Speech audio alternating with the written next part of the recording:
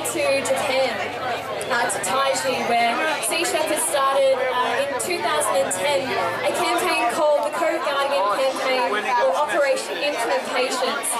And this campaign was to have volunteers on the ground in Taiji throughout the dolphin hunting season, which actually goes for 6 months out of the year. So almost every day for 6 months, these boats, 12 boats, are out there hunting for dolphins.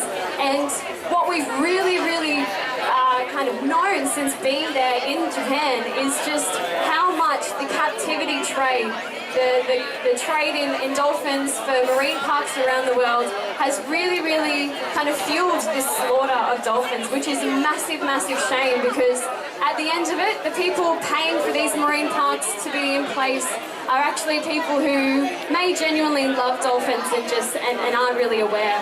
So the Cooke Guardian campaign in Taiji is to have people on the ground to make sure that this issue isn't out of sight and out of mind. And there's a few Cooke Guardians that are here as volunteers, so if you are more interested in the campaign, please come and grab someone and they can tell you a bit more about it. But yeah, it's just to be there every single day while this is going on. And since we've been there, we've seen a massive kind of amount of support that since after the Cove came out, it kind of died down, and people really thought that the issue was kind of taken care of. So since we've started this campaign in Taiji, we've had a massive amount of support, and really notably a lot of support coming from within Japan, because a lot of people within Japan itself had no idea that this was going on, especially the connection with the captive industry. So for the first time in the last few years, we're seeing Japanese public going through the streets of Tokyo and marching and standing up for whale and dolphin freedom, as well as many people coming to find out for themselves what's going on in the Cove. So I've been a massive passionate fan of sharks and shark conservation for quite a while, and a lot of you may know already that the shark cull that's just begun really over in WA has actually been happening off the coast of the eastern coast of New South Wales and Queensland for decades and decades. So that's what we're really going to be focusing on at the moment, because at the end of the day, this shark control program really is very needless, and the indiscriminate slaughter of so many marine life. About 53,000 individual marine life have been impacted by the shark cull on the east coast in the last few decades alone. So it's a massive issue, and we really want to kind of highlight this issue and put it out there for people to know that it's not just overseas and you know, in international waters that these things are taking place and our marine life are being impacted, but it really is in our own backyards, and you know, we can all do something about it as well. And just to see you all here today is a massive kind of show of support for Sea Shepherd, and we're really you know, so excited that you guys are here and supporting it. And what I can really say is that when you talk to kids about the environment, they get it and they understand, and you don't really have to persuade them so much at all to be knowing how important it is for us to protect our environment. So I'd like to kind of take that and make sure that all of us, especially parents, are understanding just how big of an issue and how big of a job, I guess, that younger generations are having to take on, because older generations, unfortunately, maybe didn't get the memo soon enough and haven't been taking care of our environment as much as they should be. So when I was thinking about what I was going to say today, that when I go around to these kids, not only getting them to, you know, pick up plastic and things like that and be taking care of their own environment, but to know that throughout their passions, if they're using their passions for good and for doing good for the environment or whatever they're passionate about, then they're going to have not only a life that they'll love, but a successful life as well.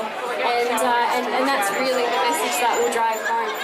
But I was really happy to celebrate that.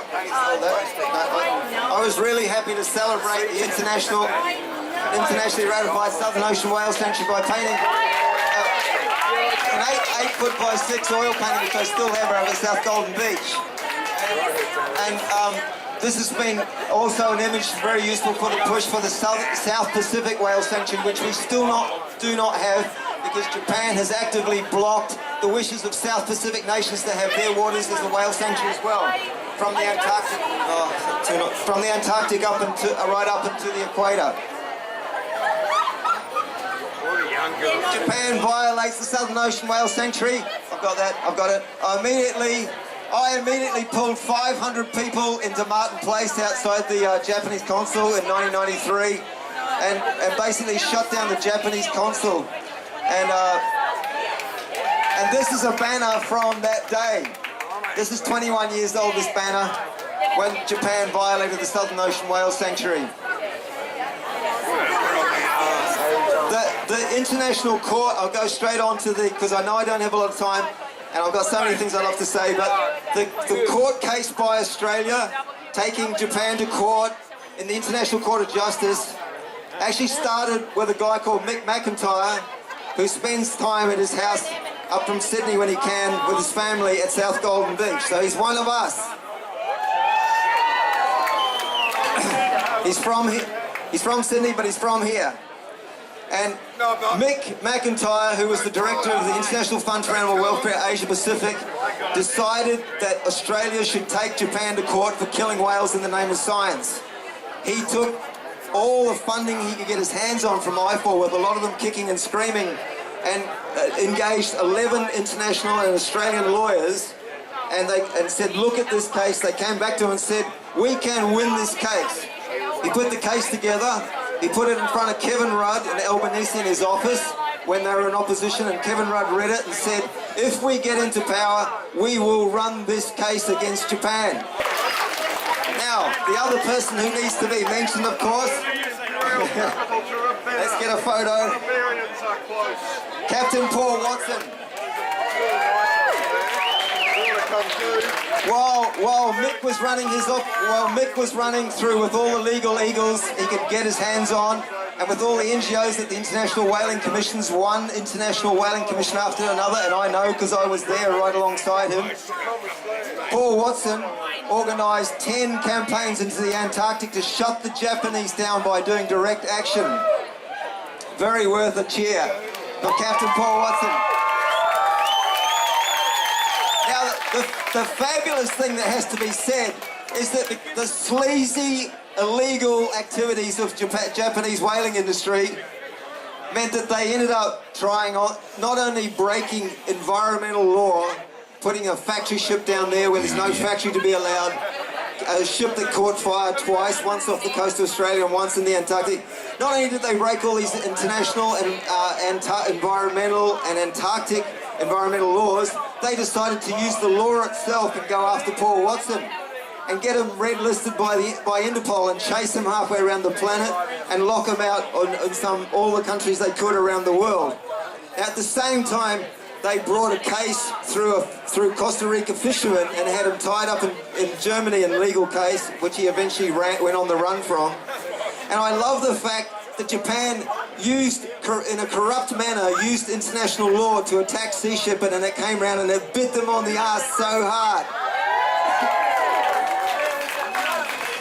Now, Paul is still under restraints because of Japan. He's not a free man. If he goes to Punta Arenas in Costa Rica, where they've got a $20,000 bond on his head for challenging them on shark fishing, if he goes into Japan, you won't see him again. If he goes into Norway, where they tried to kidnap him one time out of Holland, and it took a huge protest by the international community to stop him being extradited out of Holland, because everyone knew if he was in Norway, the car would go off the road and that would be the end of Paul Watson. So we have a lot to thank this man. He has lost a lot of freedoms, and he is a freedom fighter for the environment like no other, and for the marine environment. So for Paul Watson, we give big thanks. What got you involved in Sea Shepherd and wanting to do this and capture this for the world? I guess what got me involved in Sea Shepherd is probably what's got a lot of people here involved with it, is that this kind of intrinsic connection to the ocean and having a life by the sea. And, you know, we share the ocean with all these other species, and I think Sea Shepherd is just right at the forefront of protecting those. And, come on Sam, were you scared? on campaign? A little bit. The ocean's a bit intimidating. Jake, take the mic. Tell us a little bit about it. It's a pretty it's an amazing place going down to Antarctica. You know, it's a place that not many people get to go to, and just having that privilege in the first place has been a true honour that I feel. But and seeing the things and working with the crew on board it just shows how much of a movement and how far Sea Shepherd has come since those early days, and just being a part of that's just been a true highlight of my life so far. Alana, take the mic, darling, with your beautiful face painting. You're really getting into the groove today. Now, you were our onshore crew, and then you went onto the boat, and then you've become part of the media team. Tell us a little bit about it. Yeah, well, I was an onshore volunteer and an animal rights activist for land animals, and then, yeah, basically wanted to become an animal rights filmmaker, and then this opportunity came up to join Sea Shepherd. I jumped at the chance, and yeah, it was an experience of a lifetime. It was really scary at times. I filmed the shot where the first U-ship came across the bow. I filmed the shot where the first U-ship came quite close across the bow, and that was really scary because we didn't know if they were going to hit us or what was going to happen. It was 3 meters away, so yeah, it was really scary, but it was great to bring whaling to an end and to document the crew doing all their amazing work. Did you stand there thinking, I need to capture this? Were you just like that? Yeah, I could hear all this like screaming in my headphones, and I didn't know if people were saying like get out of the way or prepare for impact, and I was just like, screw it, I'm just going to stay here and get the shot, and yeah, I did, and it was great. How did the Americans get involved on coming over to Australia this week? You just wanted to be a part of the celebrations? We wanted to be more part of the celebrations. Last year, Animal Planet dropped out of filming Whale Wars right before the campaign started and left Sea Shepherd in a really, really bad position. And so Shannon Mann, who had been on quite a few campaigns, brought a few people together at the last minute, and I ended up being part of that team. And we were able to pull together a really great production. If you guys have seen last season of Whale Wars, it was a really exciting show. I know a lot of people had hoped it would have been longer. It was just that 2-hour special, and then we were fortunate enough to be asked back this year. Hey guys, my name is Jess, and I've just returned from Operation Relentless. It's so rad to be back here. I know a lot of you guys because I was a member of the Gold Coast chapter. I've fundraised with a lot of you guys for years, so it's been really amazing the last year being on the Sam Simon and being able to go on campaign. We had a really amazing captain, Adam Meyerson, and the bosun, Giacomo Giorgi, who sort of led my team because I was a deckhand. I really feel so lucky to have been at sea for 3 months with such an amazing crew. We all got along really well, and I will never forget the beauty of Antarctica and the immensity of the challenge that we as conservationists face in such a remote part of the world. If you guys see here, this is Elisa's sister Sarah. She was quartermaster on the Sam Simon during campaign. And Elisa has with her in her hands a jar of Antarctic water. So, yeah. And this is really important to my story here. I want to just say a quick story about Antarctica. Elisa and I one day were on the deck of the Sam, and we were coming up to the ice pack for the very first time in the Ross Sea. And Elisa, being Elisa, was like, oh my God, Jess, I really want to get some ice from the water, and everyone's going to think I'm a nerd. And so I said, you know what, I really want to do the same thing.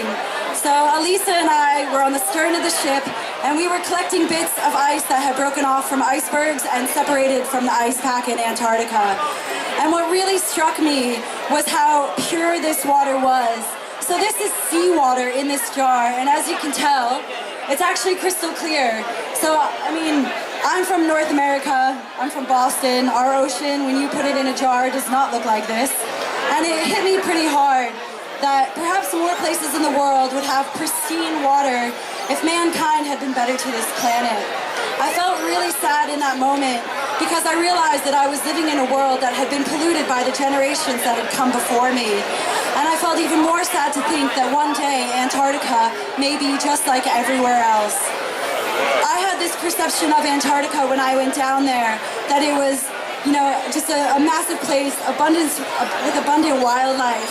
But there were so many times on campaign where we were looking out at the ocean and not seeing anything. We spent weeks on the ship before we even saw a single whale, which is pretty insane because I feel like I had been given this idea of Antarctica that it had been untouched. But Antarctica is not an untouched wilderness. It's just not as touched as everywhere else. From the very first people who have gone to Antarctica in the 1800s to hunt seals, Antarctica has been exploited by people for hundreds of years. From sealers to penguin oil enthusiasts to modern day whalers and people who are down there with trawlers at the moment just trying to get the krill that our penguins and whales depend on. So I'm asking you, if this is an environment that you really care about, don't just think that because whaling may be over, that our fight in Antarctica is over. And I want to give everyone a huge thank you for supporting all of us and allowing people like me to be your voice in the Southern Ocean. It really meant a lot to me, so thank you. What you've seen here is a history change. 28 years ago, whales were saved, we thought. Then Japan came to Australian waters and started to kill our whales. 12 years of Sea Shepherd fighting in the Southern Ocean. And eventually a government stood up a few years ago and took notice of the people and said, this is not going to happen anymore. And it happened last week. It's over. We will not see another whale killed in the Southern Ocean. I said to you last year in November that we were going to go down there. I told you about the crews setting up the ships in Williamstown. I said that we were going to go down to the Southern Ocean with your money, with the world's people's money that wanted to see this stop, and we were going to slap Japan's face. We did it with both hands. This is historic. We will not see another harpoon fly in Antarctica. The other thing about that is, there were 9 ships down there this year, and I sat on that bridge, and the one thing I hated more than them killing whales, or as much as them killing whales, not more, was that we were using ships burning thousands of tons of fuel. 9 ships were down there polluting that place. Penguins were looking at us up from the ice going, what are you doing here? They didn't realise why we were there. We had to use these filthy, stinking ships to save these whales, and it's not going to happen again. And that's the best outcome for me, apart from stopping the whale kill. And that's what you are here. Without you people, without the crews, without the ships, without the money, it ain't going to happen. Fantastic. I love Byron Bay. You're awesome. Thank you so much, Vince.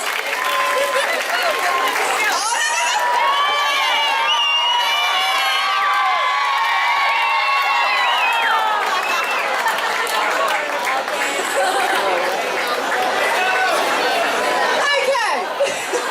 Flying in from Western Australia, the Australian Director of Sea Shepherd, please make him welcome Jeff Hansen.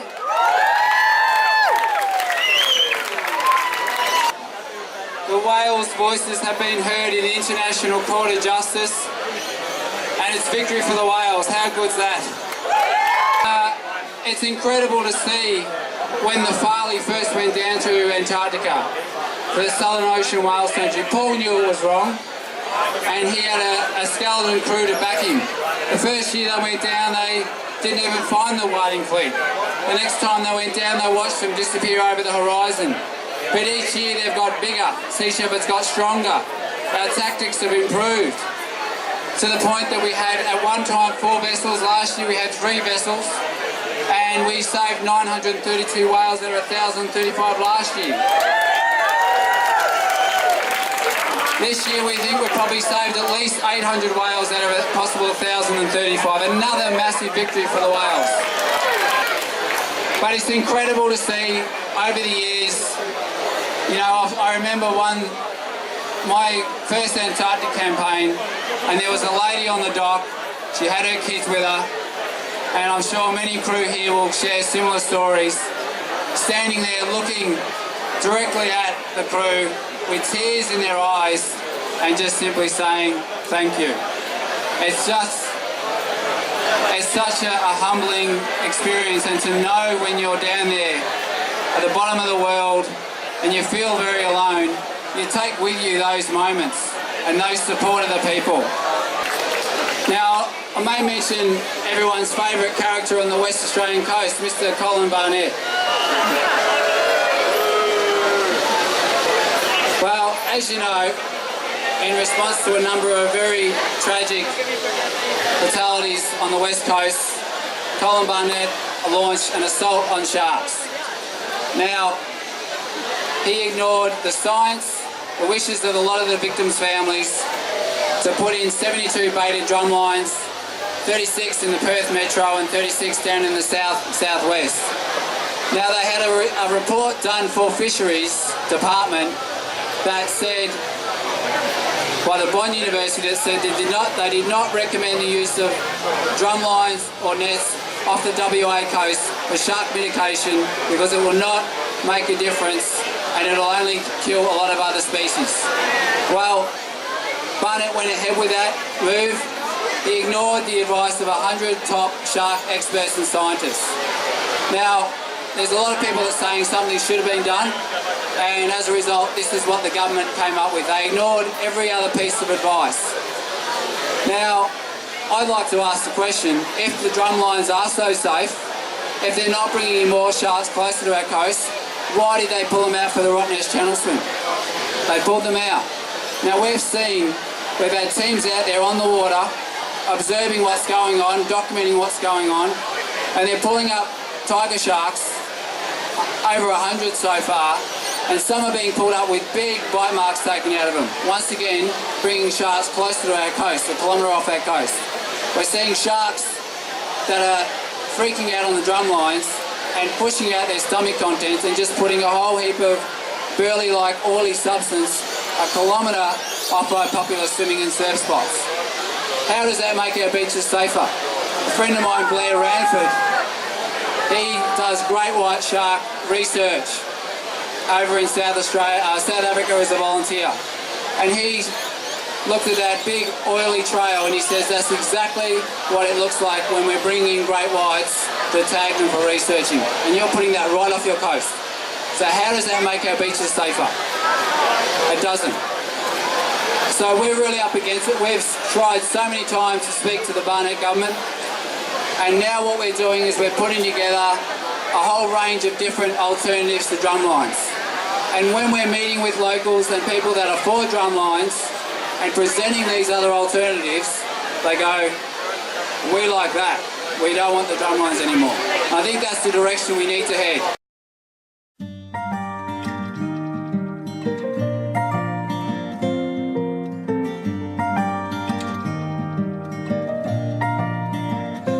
Tumbling leaf, you fly so high. Let's go chasing butterflies.